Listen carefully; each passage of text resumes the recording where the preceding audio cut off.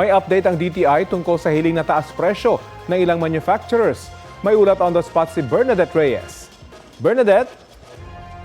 Rafi, good news sa mga mamimili dahil sinalawig hanggang May 10 ang umiiraw na SRP guide. Ibig sabihin nito, sa halip na hanggang April 30 hanggang May 10 walang taas presyo.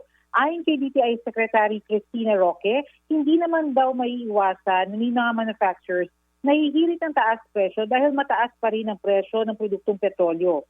Pero bukas daw ang pakikipag-usap nila sa mga manufacturers para ma-hold ang presyo. Kanina nag-price monitoring ang DTI sa Kupang Muntinlupa at mas mababa pa sa SRP ang presyo ng mga pangunahing bilihin. Para sa mga mamimili, pwedeng hanapin ang tinatawag na SRP guide na nakapaskil sa mga pamilihan. Nagsisilbi itong gabay para malaman kung ano ang tamang presyo ng mga pangunahing bilihin tulad ng canned goods, instant noodles, kape at gatas. Rafi? Bernadette, yung kasalukuyang presyo ngayon, ano yung possibility na magtaas ang mga ito dahil hindi pa natatapos yung gulo sa Iran at Amerika? Tataas pa posible yung presyo ng langis.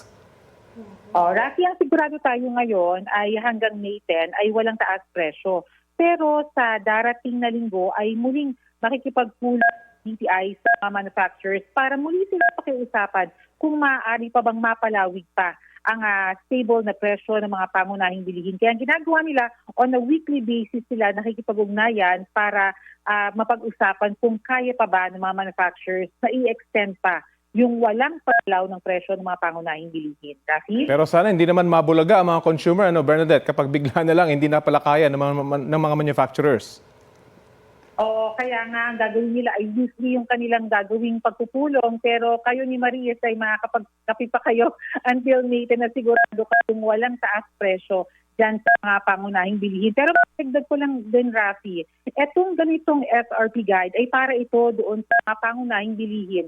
Yan ay over 200 items na nakalista doon sa kanilang talaan. Pero yung ibang produkto na nasa labas, niyang tinatawag na SRP guide ay hindi na kinakailangan pa ng abiso mula sa DTI para sila ay makapagtaas ng presyo. Rafi? Maraming salamat, Bernadette Reyes.